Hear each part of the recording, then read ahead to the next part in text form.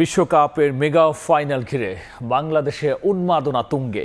রাজধানীর বিভিন্ন স্থানে বড় পর্দায় ম্যাচ উপভোগে রাখা হয়েছে নানা আয়োজন। এই মুহূর্তে ঢাকা বিশ্ববিদ্যালয়ে আছেন জিহাদ আল হাসান এবং বনানী পূজা মাঠে আছেন নেওয়া শুভ। আমরা সরাসরি প্রথমে যাচ্ছি জিহাদের কাছে। মাহেন্দ্রক্ষণের সামনে কিন্তু দাঁড়িয়ে রয়েছে ফাইনালের আগে কিন্তু দর্শকদের উন্মাদনা পুরো বিশ্ব রয়েছে। সেই উন্মাদনার কমতি কিন্তু বাংলাদেশেও নয়। বাংলাদেশের সমর্থকদের সব থেকে বেশি উন্মাদনাটা যেখানে দেখা যায় টিএসসি, সেই টিএসসিতে এখন দাঁড়িয়ে রয়েছি আমি। এই টিএসসিতে দর্শকরা কিন্তু আসতে শুরু করেছেন ম্যাচ উপভোগ করার জন্য। বিশেষ করে আর্জেন্টিনা সমর্থকদের কথা যদি বলি, তারা কিন্তু প্রিয় দলকে সমর্থন দিতে বা জায়ান্ট স্ক্রিনের সামনে খেলা দেখার জন্য তারা এই টিএসসি প্রাঙ্গণে আসতে শুরু করেছেন। এখনও ম্যাচে 2 ঘন্টা বাকি রয়েছে, তারপরেও কিন্তু দর্শকরা আস্তে আস্তে জড়ো হচ্ছেন এখানে। যে তারা দেখেছি যে অনেকেই বন্ধু বান্ধব পরিবার সবাইকে নিয়ে কিন্তু বড় পর্দার সামনে ম্যাচ উপভোগ করার জন্য এসেছেন। সেই সঙ্গে যদি বলি, তারা যে ম্যাচের আগে এসেছেন, এই ম্যাচের আগের সময়টুকু তারা খুনসুটিতে মাতছেন। যারা পরিবারের সঙ্গে এসেছেন পরিবারের সঙ্গে, বা বন্ধু বান্ধব যারা নিয়ে এসেছেন বন্ধু বান্ধবদের সঙ্গেই খুনসুটিতে মাতছেন। বিশেষ করে আর্জেন্টিনার সমর্থকরা যারা আছেন, তারা দেখেছি যে স্পেনের সমর্থক গুটি কয়েক দেখা যাচ্ছে। সেখানে স্পেনের সমর্থক বা অন্য দলের সমর্থক, বিশেষ করে ব্রাজিলের জার্সি পরেও আমরা অনেককে দেখেছি যে ব্রাজিল শেষ 16তে বাদ পড়েছে, সেই ব্রাজিলের সমর্থকরাও জার্সি পরে এসেছেন ফাইনাল ম্যাচ উপভোগ করতে। তাদের সঙ্গেও দেখেছি যে সমর্থকরা খুনসুটিতে মাতছেন।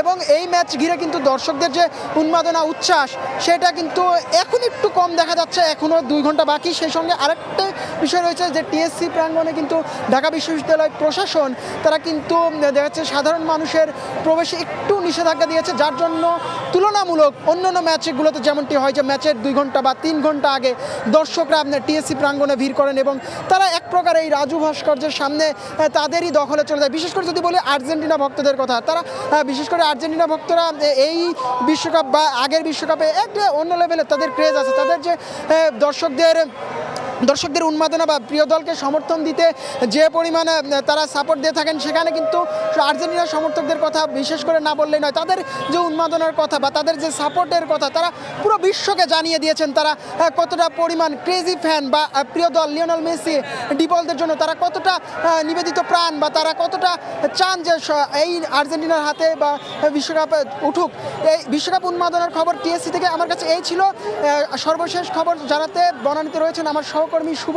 সে বনানীর বিশ্বকাপ উন্মাদনার খবর শুভ জানাবেন। শুভ,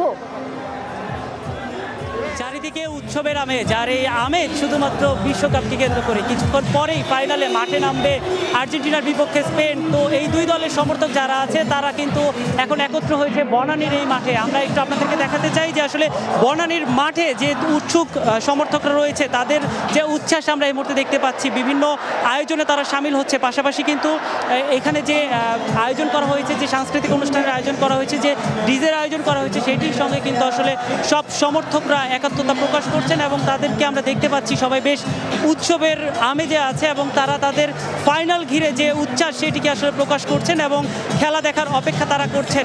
আজ কিন্তু এখানে তাদের খেলা দেখার জন্য যে ব্যবস্থা করা হয়েছে, সেইটি দেখার আগে এখানে কিন্তু পারফর্ম করবে সেই ফিফার উদ্বোধনী আয়োজনে যিনি বাংলাদেশকে তুলে ধরেছিলেন এবং বাংলাদেশের বিশ্বমঞ্চে যিনি আসলে বাংলাদেশকে পরিচয় করে দিয়েছেন, সেই সঞ্জয় দেব, তিনি কিন্তু আছেন আজকে। কিছুক্ষণ পরেই উনি স্টেজে উঠবেন এবং তার উপস্থিতির আগেই আমরা দেখতে পাচ্ছি যে তরুণ তরুণী থেকে শুরু করে বিভিন্ন বয়সী মানুষ, বিভিন্ন দলের সমর্থক, তারা কিন্তু এখানে এসেছেন এবং এই যে উৎসব, সেই উৎসবের সঙ্গে কিন্তু তারা নিজেদের গা ভাসিয়ে দিচ্ছেন। এখানে যেমন আর্জেন্টিনার সমর্থকরা রয়েছেন, তেমনি স্পেনের সমর্থকও রয়েছেন। এবং আমরা যখন দর্শকের সঙ্গে কথা বলছিলাম, আমরা জানতে পেরেছি যে আসলে অনেক ব্রাজিল সমর্থকও আছেন যারা আসলে আজকে স্পেনকে সমর্থন করছেন। পাশাপাশি এই যে দুই দলের যে এক কথা কাটাকাটি বা দুই দলের যে আসলে তর্কযুদ্ধ চলে, সেটি কিন্তু আসলে এখনো চলছে এবং তারা প্রত্যেকেই চান তাদের পছন্দের দল শিরোপা জিতুক। এবং আর্জেন্টিনা সমর্থকদের খুবই প্রত্যাশা যে দ্বিতীয়বারের মতো তারা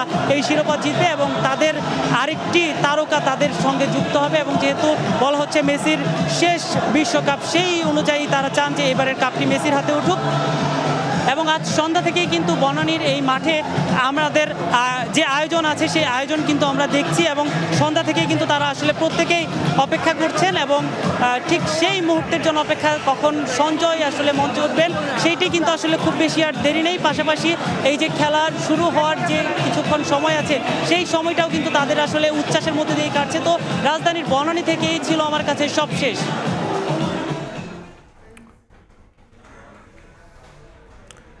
বিশ্বকাপ ফাইনালের বাংলাদেশের উন্মাদনা নিয়ে আমরা সরাসরি ছিলাম রাজধানীর ঢাকা বিশ্ববিদ্যালয় এবং বনানীতে।